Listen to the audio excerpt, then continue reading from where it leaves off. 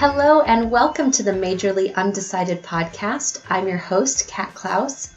I'm excited today to bring to you the first of our interview series, which will feature various professionals in a wide variety of professions solely for the purpose of exposing you, our listener, to different options out there. I think one of the most common disservices that we do to students is to expose them to the 10 things that you've heard of in high school, right? You have teacher, engineer, various business areas, lawyer, what your parents do, nursing, and in those confines, a lot of students find that it's a lot harder to choose because they don't fit into one of 10 boxes.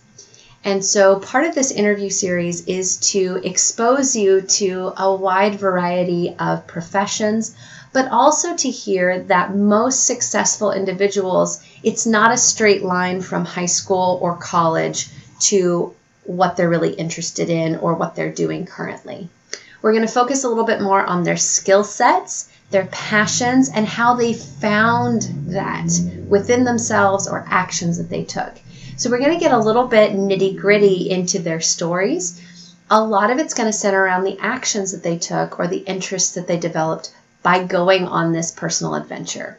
I'm really excited today to welcome our guest, Gill, who is the CEO of the Bakersfield Homeless Center here in Kern County in California and the executive director of the Alliance Against Family Violence and Sexual Assault.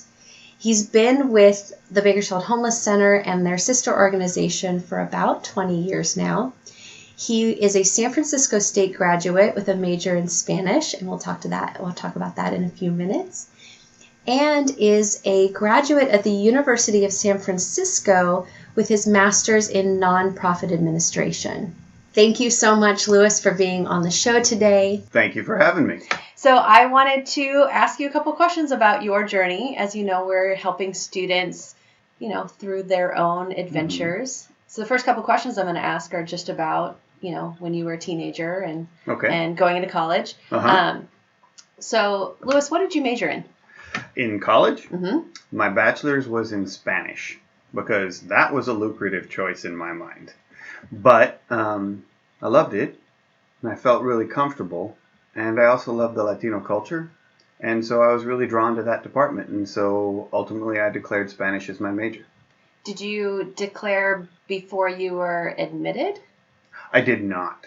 Oh, no. I had no clue what I was doing. And that's okay, right? Because I was a teenager, and then I was a young adult, and I was learning about life.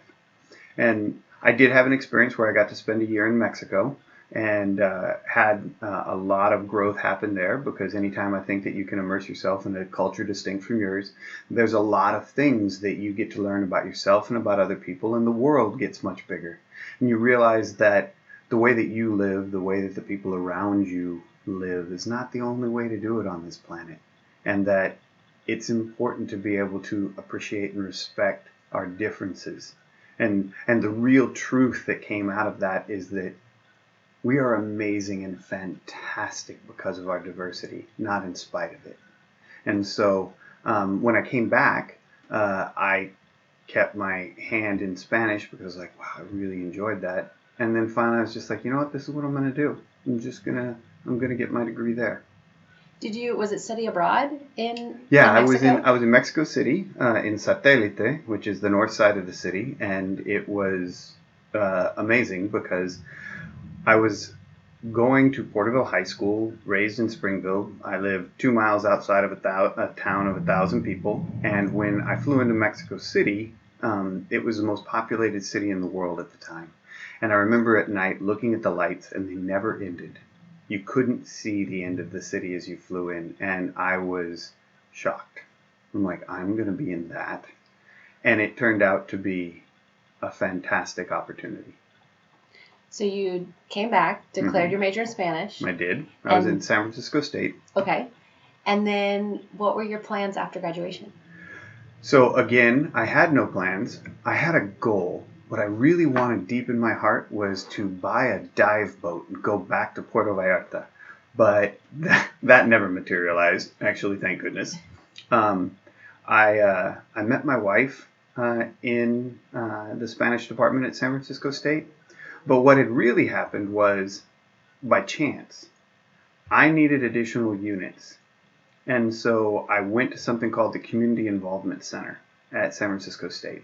And they coordinated volunteer opportunities, which then if you wrote papers about it, you got a certain number of units. I think it was a 3-unit class. And it was, of all things, to be able to keep my health insurance with my parents. Because I was working, putting myself through, and I was just having trouble getting a full schedule with those two things. I started volunteering out in the community, specifically in the Mission District in San Francisco, because I could speak Spanish.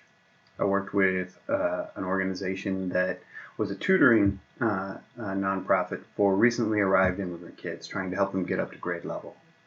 And I just fell in love in helping. And I found out that service and caring for others before self really resonated deeply in me. And so I did that. And then right after graduation, I started looking for a job, found one at a place called Mission Neighborhood Centers, worked in a community center providing youth programming, and then quickly found myself in management with no clue.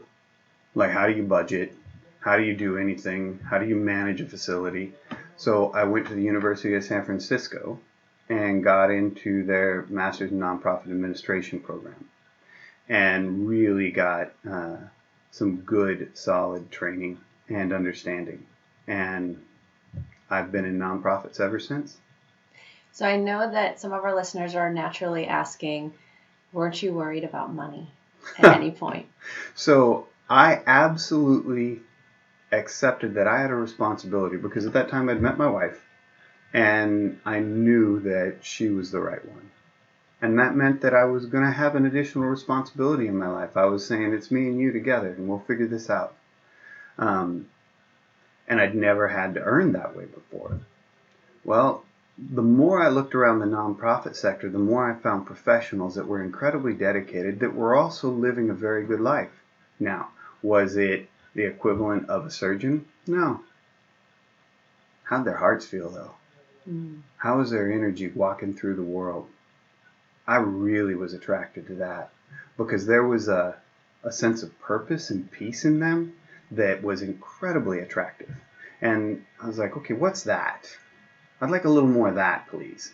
And so I began seeking out other professionals in the field, talking to people throughout the city, and really found that the nonprofit sector provided opportunity. And then I had a professor tell me one time, you know what, you can do good work and still get paid. And one of the things that's been really interesting about the nonprofit sector is it's professionalized, because there's real expectations when you're using somebody else's money on how that's managed, reported on, and truly how you deliver services. Wages have increased because you need bright, capable, effective, empathetic, compassionately aware individuals so that they can truly run these organizations that are trying to address some of the worst things happening in our society.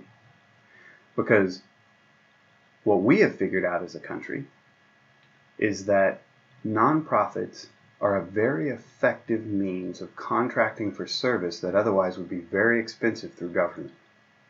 And so we can make investment in a much more efficient, effective way, and we are creating an entire sector of services. So it's truly a way that you can change the world. You absolutely can. Like, what matters to you? Like, that's the thing, like I tell my folks, especially, so the work that I do is I run the Bakersfield Homeless Center and the Alliance Against Family Violence and Sexual Assault. So individuals and families in crisis. Almost always they've experienced significant trauma. So something horrible created the crisis, right?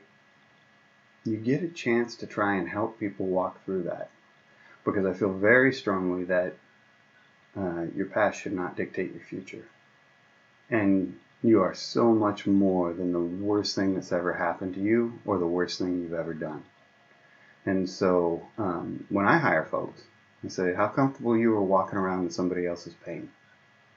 It's not yours to carry, but we go in there and we help people find a way out. And that's a really good thing to get up for in the morning. What kind of skills do you need for that? So really, some of the most important things about being in service is what's the aspect of your heart, right? Being open to other individuals, being able to see that there are different ways to live, not being disappointed when you invest in individuals and then they make a bad choice because they're humans. Being able to realize that lives are messy and that it's going to be complicated, not being frustrated because you don't go A, B, right? You can start at A and all of a sudden you're somewhere completely other than what you planned. So there's a nimbleness that's required of your heart. Rigidity is not useful, except for when it comes to ethics and morality towards people. But communication skills are very important. Being emotionally aware of how the person in front of you is responding to what you're saying, critical. Being able to understand the forces at play in your community that are affecting the issue you're trying to change. Homelessness is a hot button topic right now. And there are many, many people that are incredibly frustrated and angry. And so being able to have a conversation with them, understand that in their own way, they're just as lost as the individual that's locked in drugs. They've just gotten lost in fear and anger and trying to help call them back. And so in my experience, communication, being aware, particularly emotionally, and then also not being afraid to fail. Because failure is a part of life. Humans will make mistakes, and then we keep going, even after the mistakes are made. And I've learned my best lessons when I have made awful mistakes. But that's how you grow. It's kind of amazing because you think in high school that you're going to be this one thing for the next 60 years. Oh my. And you started out a little undecided, and then you went on this huge adventure. And then afterwards, you kept going on these adventures, and it led you exactly where you were supposed to be. Or at least I hope that you feel like you're exactly where you're supposed to be. Oh, I'm doing exactly what I think I was intended for, being in service, right? Like, I know that my responsibility is to love and serve others. Like, that's why I'm formed. That just makes sense in the fiber of my being. Right now, this is how it gets to be expressed. I don't know if that will be forever. But like I told my board of directors I'd do it for 5 years. March 1st will be my 20-year anniversary with the corporation. And it's hard to imagine being anywhere else. But I'm not afraid of the fact that we don't have to control our future. What I can do is everything I can do today to the best of my ability. Tomorrow's going to show up. We'll see what happens then. Right? Planning is important.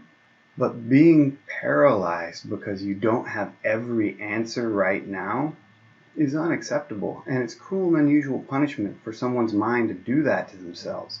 Just get out there, make a choice, take an action and go, wow, that worked, or let's not do that again, right? That's kind of what's happened with my career.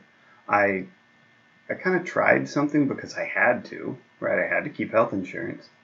And then I found a little something that kindled something inside of me. And so I gravitated towards it. And then I found that there was an aptitude by chance. And so I tried a little bit more. And then I got some training. And then I just kept going. And it's worked out, and I'm incredibly grateful. Just inaction is not a possibility.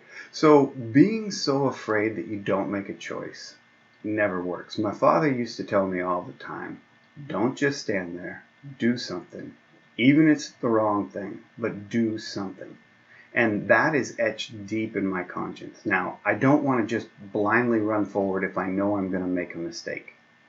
But being afraid not to choose, not to take action, and then getting paralyzed, that's the problem. Try. Just try. You'll find out if it's good for you or not. And then you might need to modify a little bit. I in no way planned on running a homeless shelter and dealing with domestic violence and sexual assault. That was not a career path, right? I would challenge you to find a counselor that would tell you that that's what you should be doing at some point. But it's worked. And because I wasn't afraid to try, it revealed itself. So tell me a little bit about your day-to-day. So, because you're running this organization. I am. You have a board of directors you have to answer to. I do. You have a city you have to answer to. City, county, state. And then you have individuals you answer to. Yes. So what does a typical day look like?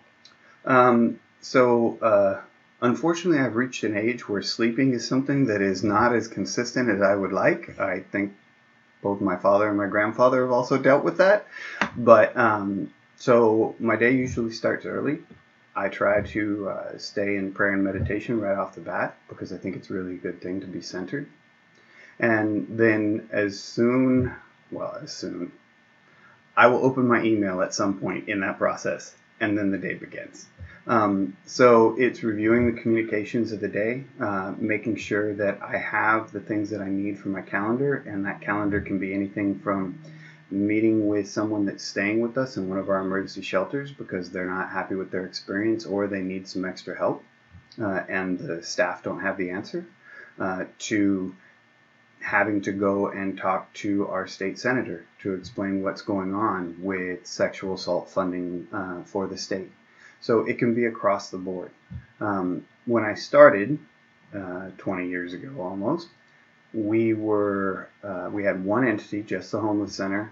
We were a staff of about 15, and our budget was a little over $600,000 a year. Now flash forward, we have the two organizations. Our workforce is about 183 people, and our budget is a little over $8 million a year. And so we've been very fortunate that we've grown.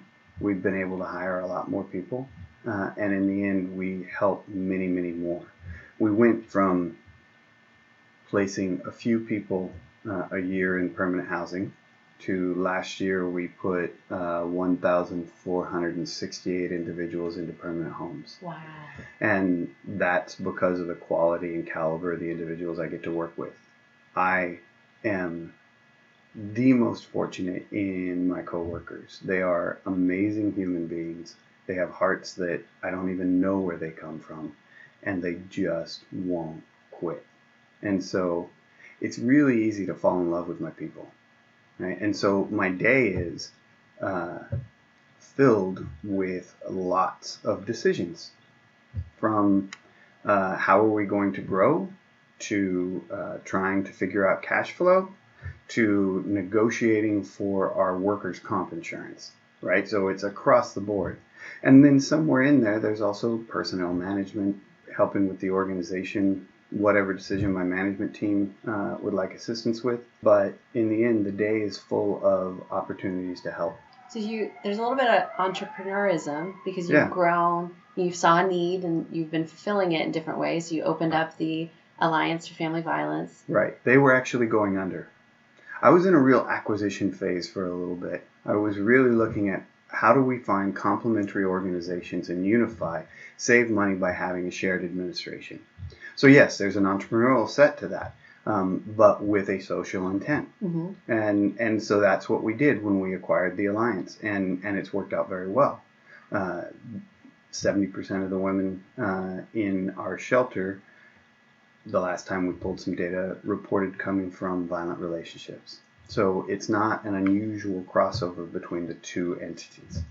And it was all to better serve the community, better serve the women that were coming in, and just better serving your customers. And then there's a big business aspect to it too, because you have budgeting, you're managing people. Right. So it is touchy-feely. Absolutely. But there's also a harder business component to it too. Well, we're held to a professional standard in the nonprofit sector that I would argue business doesn't have to, because you're using other people's money. So not only do you have to go through a competitive process requesting the information, then you have to efficiently and effectively do that work that you contracted for, report on it, have somebody else come in and audit it, right? And then often, because the programs have insufficient funding for the reporting and auditing requirements in order to be successful, you have to then go out and raise private donations to subsidize those contracts in order to be effective. And so being able to understand all those aspects, from grant writing, reporting, program implementation, and then even a billing process to be able to get paid, it's pretty complicated, but it's really fun. There's a lot going on, and I think that I really had no idea how to do this when I started. Before I got my master's, I knew how to speak Spanish, right? Like, I could conjugate a verb. And then I was asked for a cash flow projection. And I was like, what's that? Some of our listeners are like, I'm not sure what an audit is or a cash flow projection is. Right. So the cash flow projection is simply being able to say, what do you expect to have come in money over the next number of months? What do you think your income is going to be? And then an audit is having another firm, an accounting firm, come through all of your financial records and prove that you did what you said you did. That's what an audit is. And so all of those things are necessary. But it's a really rewarding job.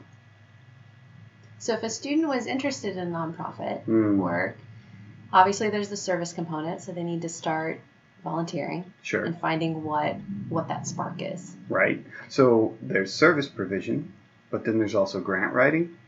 There's also accounting. There's also facilities management.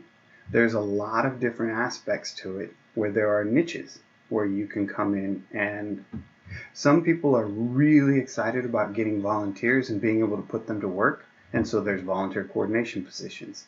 I mean, there are so many different ways to make a living doing good work. You just kind of got to poke your nose in and say, I wonder what's going on over here. You got to be willing to go on an adventure. That's right. And talk to people. Absolutely. Not be afraid. I do have a big, important question for you. What's that? What's your least favorite part of your job? Oh, wow. So cash flow. One of the hardest things is that a truth about any corporation is that you have to be able to pay your bills. And sometimes we can be owed money that's not coming, and trying to figure out how to make sure you can still make payroll, because people have worked and they deserve to get their pay and they got to make their rent. Right. And so that can be an incredibly frustrating part. When you look in your financial records on your books into something that's called accounts receivable, so those people that owe you money, and you see literally hundreds of thousands of dollars owed, and you need $70,000 to make payroll. And so that can be very hard.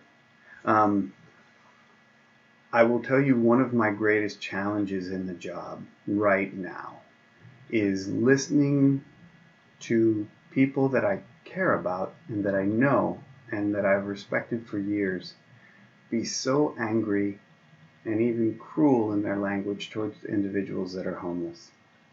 And that part's hard.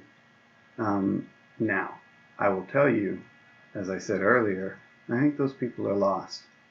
And so it's my obligation to keep loving them too, and figure out how to have a conversation to help them see what's changed within them, and that where they can plug back in to be part of the solution as opposed to just being angry at something.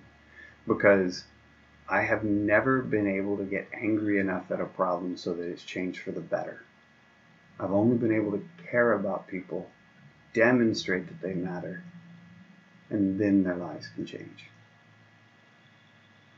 Empathy. It's all empathy. It really is. Being willing to identify what somebody else is going through. Place yourself in their shoes. Not judge them for the choices they've made, but be willing to walk with them through whatever is necessary so that they can change for the good. Father Boyle says, here's what we seek. compassion that stands in awe at what the poor have to carry, rather than stand in judgment at how they carry it. It's powerful. It's beautiful. It's a beautiful aspect for your heart. If you can stay there, you can change the world. Is there anything that you'd like to add for students who are interested or just a little lost? Yeah, absolutely. You don't have to have all the answers. It's a total ridiculous myth. Just keep moving your feet. The things that you enjoy, move towards them.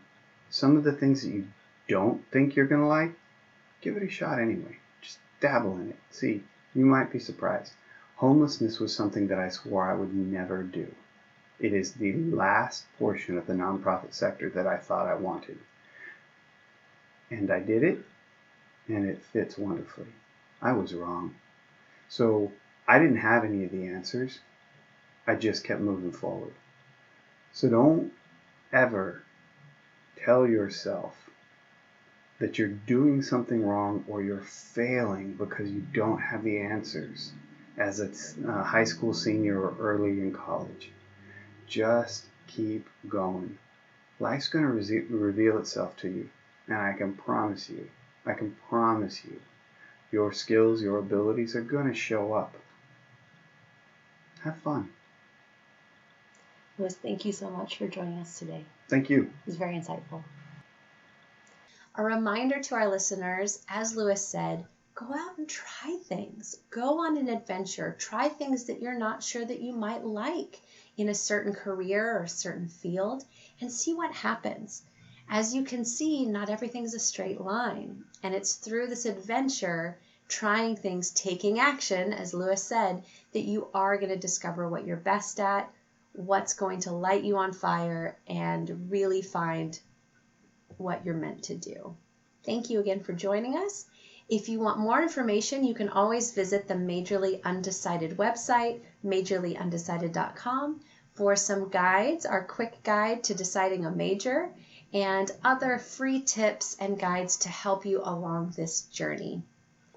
We encourage you to subscribe to the podcast and leave a review. If you have questions for us or want to see a certain type of episode, please feel free to message us on Facebook, Instagram, or Twitter. You can also leave a comment or send us an email, info@majorlyundecided.com. Thank you again for joining us. We'll see you next time.